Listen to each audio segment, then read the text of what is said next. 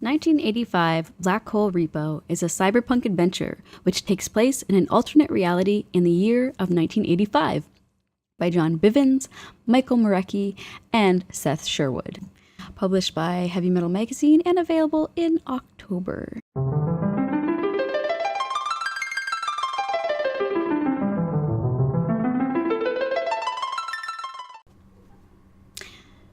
Hello, comic book junkies, it's the Frog Queen here.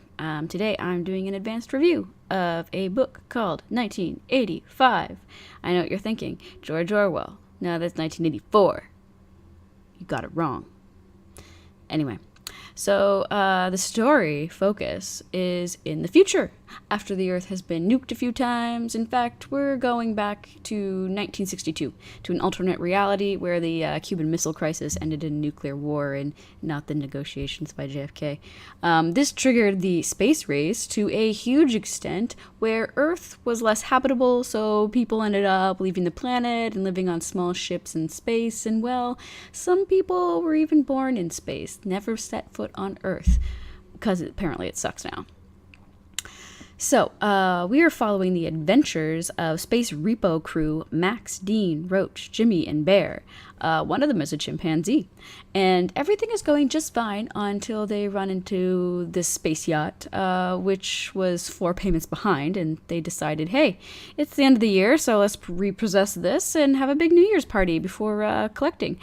So no spoilers. All this crazy action happens after they collect the ship. I don't want to actually spoil any of the story. This is an advanced review, and as you know, I try to keep things as, non-spoily as I can. So let's just look at our characters. They are very much cyberpunks. I love cyberpunk. I love it so much. But remember, it's 1985. Technically, it's 1984, New Year's Eve, in this issue, but you get the idea. There's so many things I love about this issue, because there's so many good references to things that I loved growing up. And so I'm 34, so this references things that happened in the 80s and the early 90s, and stuff that I would have seen when I was really young, and stuff that I would have seen as a teenager. For instance, there's this great television broadcast with these 2 robot-looking dudes known as Zero and Zero, which is clearly influenced by the movie Hackers. Welcome to our show! Hack the planet! Hack the planet! And for those late night hacks. Dope Cola, the soft drink of the elite hacker. Who are these guys? I guess Razor and Blade. Find a payphone. And not just that movie, there's also a nod to Repo Man. You're all Repo Men. What if we are?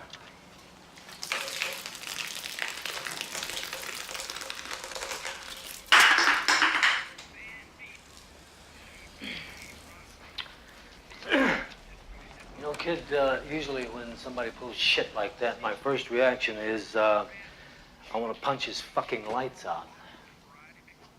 But you know something? You're all right! Which, if you haven't seen, you should probably definitely see that right away, because there's something wrong with you. I've seen it like 100 times. And in the story, this issue, these twins are known as the Estefez brothers. As for the artwork, it's John Bivens. I love his work. I love the guy. He's so awesome. I'm glad he's constantly back in the studio doing things for Heavy Metal Magazine again. And if you remember his last serialized comic, it was for Image Comics called Dark Engine. Now, you will notice that the artwork does look slightly different. It is undeniably John, but it has like a harsher, rougher tone to go with this whole space cyberpunk thing. It's just a bit rougher looking around the edges, a bit more raw looking than Dark Engine.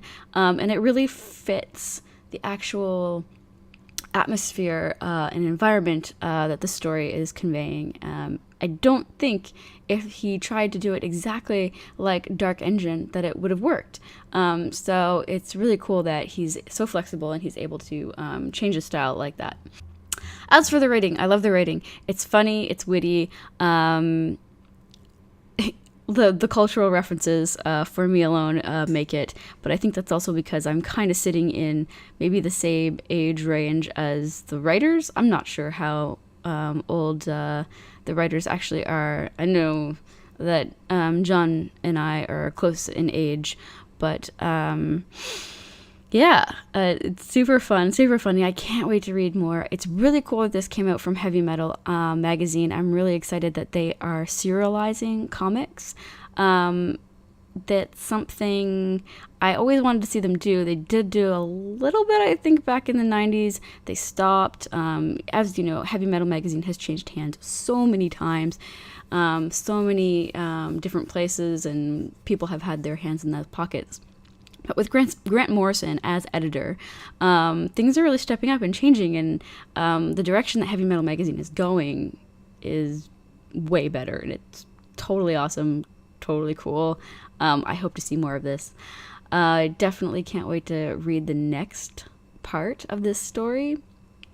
If you would like to get this, I suggest you copy the diamond code and send it to your nearest store, comic book store, and ask them to pre-order this for you. It's coming out in October.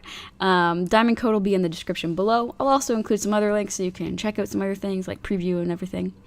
And I think that pretty much wraps up this advanced review. It's super fun, high action, fast-paced, issue number 1, and it's a full length issue. It's not short, it's not full of all these stupid ads and you get 10 pages of actual comics. It's I believe 25 pages long, maybe a bit longer. I should go back and look at that.